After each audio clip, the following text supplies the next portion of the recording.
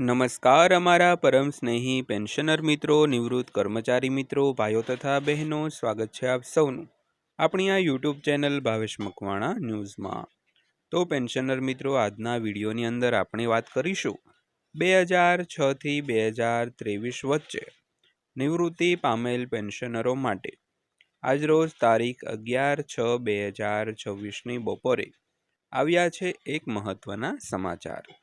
તો પેન્શનર મિત્રો, શું છે આ મહત્વના સમાચાર તે જાણવા માટે આજના વિડીયોમાં તમે અંત સુધી બન્યા રહેજો અને થોડોક સમય કાઢીને આ વિડીયો જોઈ લેજો, કારણ કે માહિતી તમારા માટે ખૂબ જ જાણવા જેવી અને ખૂબ જ ઉપયોગી છે। તો વિડીયો અંત સુધી જોઈ લેજો। વિડીયો શરૂ કરતા પહેલાં એક નાનકડી એવી દિલથી નમ્ર વિનંતી છે કે જો હજી સુધી આપણી આ ચેનલ તમે સબસ્ક્રાઈબ ન કરી હોય અને જો તમે ડેઈલી આવા જ વિડીયો અને આવી જ માહિતીઓ મેળવવા માંગતા હો તો આપણી આ યુટ્યુબ ચેનલ પણ અત્યારે જ સબસ્ક્રાઈબ કરી લેજો દોસ્તો। તો શરૂ કરીએ આજનો આ વિડીયો। તો સૌથી પહેલાં વાત કરીએ તો સ્તર 6 થી 10 કર્મચારીઓ માટે 8મા પગાર પંચના કેલ્ક્યુલેટર વિશે।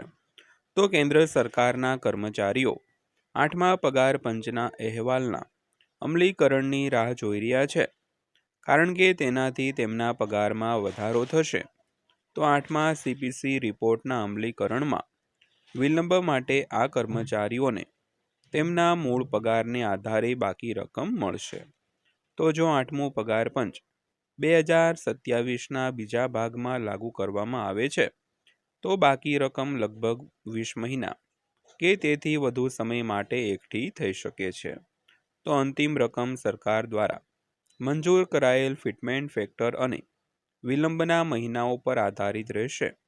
તો અહીં પગાર વધારા અને સંભવિત બાકી રકમનો અંદાજ છે, જે લેવલ 6 થી લેવલ 10ના કર્મચારીઓને 2.0 થી 2.86 ફિટમેન્ટ ફેક્ટર હેઠળ મળી શકે છે।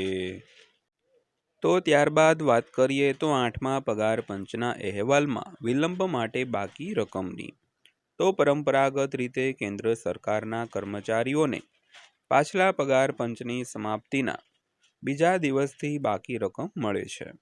તો 7મા પગાર પંચનો કાર્યકાળ 31 ડિસેમ્બર 2025ના રોજ સમાપ્ત થયો હોવાથી કર્મચારીઓને 1 જાન્યુઆરી 2026થી 8મા પગાર પંચની બાકી રકમ મળવાની શક્યતા સૌથી વધુ છે। તો ખાસ કરીને 31 માર્ચ એટલે કે ગયા વર્ષે 8મો પગાર પંચની શરૂઆત થઈ ગઈ હતી, કારણ કે 31 ડિસેમ્બર 2025ના રોજ 7મા પગાર પંચનો કાર્યકાળ પૂરો થઈ ગયો હતો। તેના લીધે કર્મચારીઓને 1 જાન્યુઆરી 2026થી 8મા પગાર પંચની બાકી રકમ મળવાની શક્યતા સૌથી વધારે છે દોસ્તો। તો ત્યારબાદ વાત કરીએ કેન્દ્ર સરકારના કર્મચારીઓને 8મા CPCના બાકી પગાર કેટલા મહિના માટે મળી શકે છે। તો તે 8મા પગાર પંચની સૂચના તારીખ પર નિર્ભર રહેશે। તો જો સરકાર 2027ના બીજા ભાગમાં અહેવાલ લાગુ કરે છે તો કર્મચારીઓને 20 થી 24 મહિના માટે બાકી રકમ મળી શકે છે। જો કે તે ત્યારે જ ખબર પડશે જ્યારે સરકાર 8મા પગાર પંચના અહેવાલને સૂચિત કરશે દોસ્તો। તો ત્યારબાદ વાત કરીએ તો 8મા પગાર પંચમાં સ્તર 6 થી 10ના કર્મચારીઓ માટે બાકી રકમ કેટલી હોઈ શકે છે। તો અમે 2.0, 2.15, 2.28, 2.57 અને 2.86 ફિટમેન્ટ પરિબળોને આધારે લેવલ 6 થી 10ના કર્મચારીઓને મળી શકે તેવી અંદાજિત બાકી રકમ રજૂ કરીશું। તો અમે આ બાકી રકમની ગણતરી માટે 20 મહિનાનો સમયગાળો જોઈ રહ્યા છીએ, એમ ધારીને કે કર્મચારીઓને જાન્યુઆરી 2026થી ઓગસ્ટ 2027 સમય મર્યાદા માટે ચૂકવણી મળશે। તો સૌથી પહેલાં વાત કરીએ તો 8મું પગાર પંચ 2.0 ફિટમેન્ટ ફેક્ટર પર અંદાજિત પગાર વધારો અને 20 મહિનાના બાકી ચૂકવણાની ગણતરીઓ। તો સ્તર 6ની વાત કરીએ તો વર્તમાન મૂળભૂત પગાર ₹35,400 તેમજ સુધારેલ મૂળભૂત પગાર ₹70,800।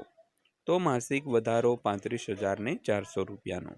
તો અંદાજિત બાકી રકમ 20 મહિના માટે રૂપિયા 7,08,000।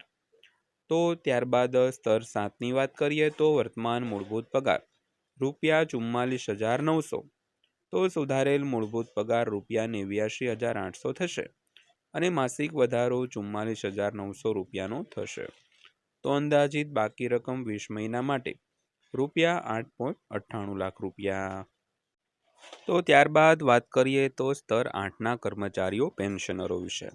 તો વર્તમાન મૂળભૂત પગાર 47,600, સુધારેલ મૂળભૂત પગાર 95,200, તો માસિક વધારો 47,600નો થશે। અંદાજિત બાકી રકમ 20 મહિના માટે રૂપિયા 9.52 લાખ। ત્યારબાદ લેવલ 9ના પેન્શનરો કર્મચારીઓની વાત કરીએ તો વર્તમાન મૂળભૂત પગાર રૂપિયા 53,100 અને સુધારેલ મૂળભૂત પગાર રૂપિયા 1,06,200, તો માસિક વધારો 53,100નો થશે અને અંદાજિત 20 મહિનાનું બાકી ડીએ એરિયર્સ રૂપિયા 10.62 લાખ થશે।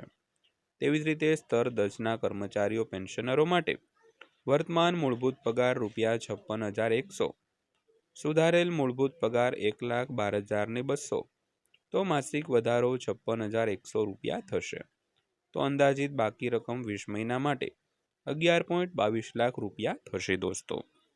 તો 8મો પગાર પંચ 2.15 ફિટમેન્ટ ફેક્ટર પર અંદાજિત 20 મહિનાના બાકી ચૂકવણાની વાત કરીએ તો લેવલ 6ના જે વર્તમાન મૂળભૂત પગાર રૂપિયા 35,400, સુધારેલ મૂળભૂત પગાર રૂપિયા 76,110, તો માસિક વધારો રૂપિયા 40,710નો થશે। અંદાજિત બાકી રકમ છે તે 8.14 લાખ રૂપિયા થશે।